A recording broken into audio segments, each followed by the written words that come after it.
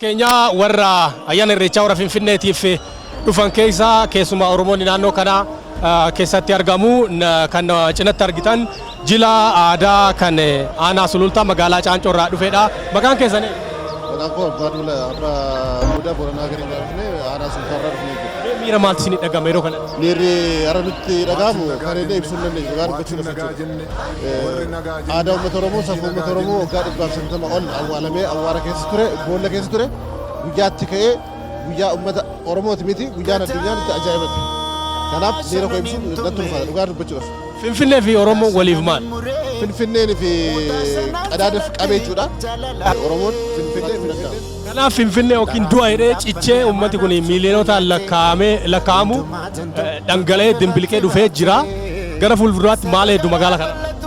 Kun egaa qabsoo uummata Oromooti. Qabsoo qeerroo qabsoo uummata Oromoo kamiyyuu aarsaa isaan itti kaffalanidha bu'aa isaaniiti. Kanaaf gara fuulduraas kana caalaa amma uummanni asitti argame kan ta'e lakkoofsa deemuu hin dandeessu. Kanaaf sabni lammiin kamiyyuu uummanni Oromoo akka maal ta'e safuu aadaa akkamii akka qabu har'a hubachuu danda'a jechuudha sirriitti jechuudha. Jiraataa Finfinnee miti jiraatan addunyaayyuu har'a Oromoon akka maal ta'e har'a sirriitti hubannoo guddaa fudhatanii yaada. Galatoom ulfaatu.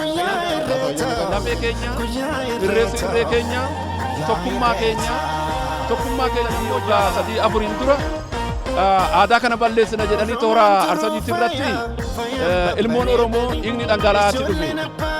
Addaan nu balleessine, tokkumallee addaan nu balleessine. Walitti nu cimsee warra nu balleessuudha yaada nurraa balleesse Oromoo tokko godhee laphee nuu kennee onnee nuu kennee safuu nuu kennee gammachuu nuu kennee aadaan keenya olluu dagaagee baay'eetti gammadu guddaan na dhagame akka dansaa gammadi cimaan na dhagame adda horiin bade nuu gale Finfinnee irratti lafa teenna jettee irra walii galtee teenna wanni kun kiyya jettee ka horii fiitti eegatu qabdi walii galtee.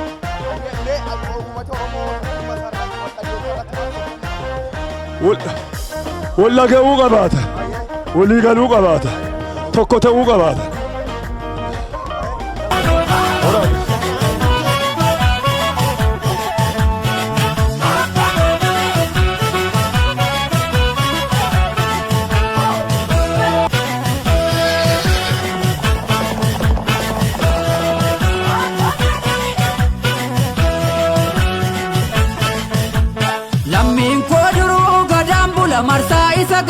Galatoomii maqaa kan kee fi eessaa akka dhufte?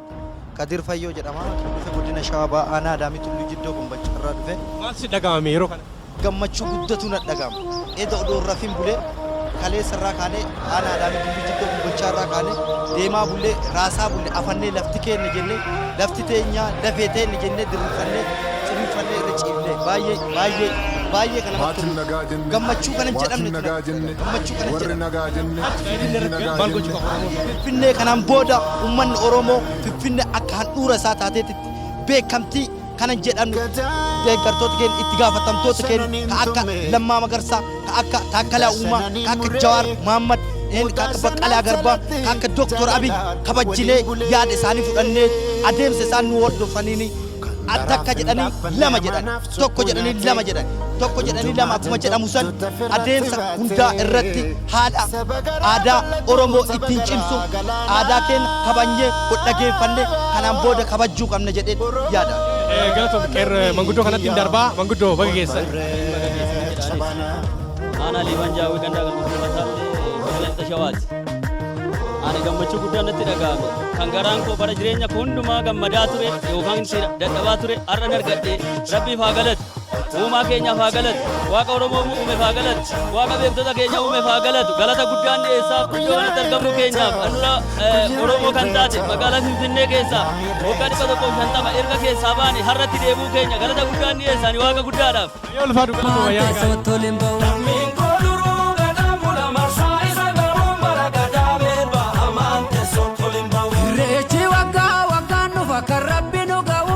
Sadii geenye ora Finfinneetti wal ga'u. Reechi waggaa nufa kan Rabbi nu ga'u. Ora sadii geenye ora Finfinneetti wal ga'u.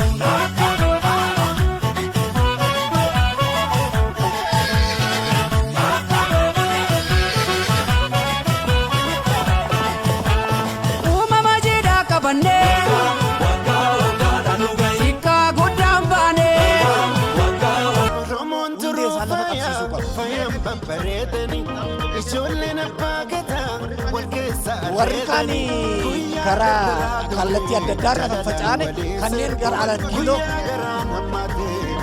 eeyyee liqimfame bakka amma biyyi keenya ta'uu see hubannee jirra. Amma nu galte dubbiin ammayyuu tokkummaa keenya jabeeffanne abbaa biyyummaa keenya sabboonummaa xinnoo see laftichi waliin fudhannee baay'inni uummataa fi lafti waliin gitne kanaaf iyyuu hin hafaa laftis nuufaa bal'atu karaan illee nuufaa tolu nuti Oromoon harka wal qabanne wanta hundumaa haala mijeeffannee waggaa dhuftummoo karaan jaalata jechuu feene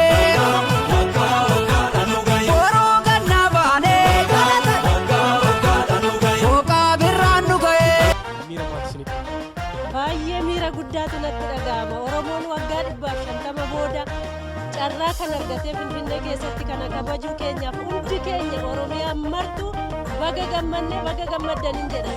As ga'uudhaaf wallaansoo akkamii dabarsu? Wallaansoo cimaa dabarsine ana qofatu hin taane abbaan koo obboleewwan koo akka isaan yuunivarsiitii galanii baranne taasisanii olee jedhanii obboleessa koo abbaan koo lagatti hidhanii abbaan koo mana hidhaa keessa boqotaa turanii jalqabaa waan hin ta'eef anatu isaan gargaaraa jiru waan baay'ee keessa dabarsine as geenye waan salphaadhaan as Finfinnee ilaalchisee sichi Oromoon maal gochu? Finfinnee ilaalchisee sichi Oromoon gara dudduubaa deebi'uu hin qabnu hundi keenya tokko taane harka wal qabannee wal faana wal dhaggeeffannee waliin deemuu qabnaan jedha. Faaddu ayyaana gaarii. Isiniifis ayyaana gaarii galatoomna. Ani gammachuu jechaan hin ibsine kanatti dhaga'ama.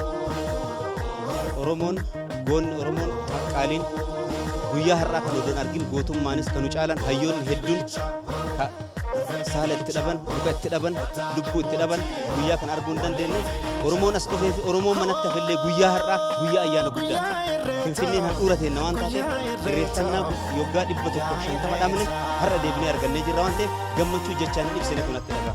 Mee wallaansoo Oromoon kaffal Finfinnee tanatti deebi'uudhaaf akkamitti ibsa? Godhaasoo guddaa kaffaleera hayyoonni hayyummaa isaati qeerroof qarreen lubbuu qaalii isaanii kaffalanii jiru kanaan deebi namni baay'een irratti miidhameera diinni shira guddaa nurra dalageera amma ol beekuu kenna wal qabachoo kenna tokkummaa kennatu isa kana nuu deebisa tokkummaa santu nuu deebisa tokko ta'uu kennatu nuu deebisa. Galatoomii gara booda waa Finfinnee ilaalchisee uummanni kun maal gochuu qaba Oromoon keessa? Uummanni wanni gochuu qabu tokkoffaa tokko ta'uu qaba gaafa tokko ta'e Finfinneen tokko ta'uu Finfinneen kenna tokkummaa amma argitan kanaan akkanatti bareede kanaan tokkummaa yoo arganne kanas kana nu deebisu akkanaa uliillee gochuudhaaf uummanni Oromoo tokko ta'uu qabu odooliin qoon siyaasaan odooliin qoon sabaan odooliin qoon tokko gaafa taane Oromoon akkanaa uliillee Gachana jorro kaleessa maanyaanne gachana jorro galaana gachana jorro galaa shumburaati gachana jorro hiriyaa somba jolle gachana jorro yaa hello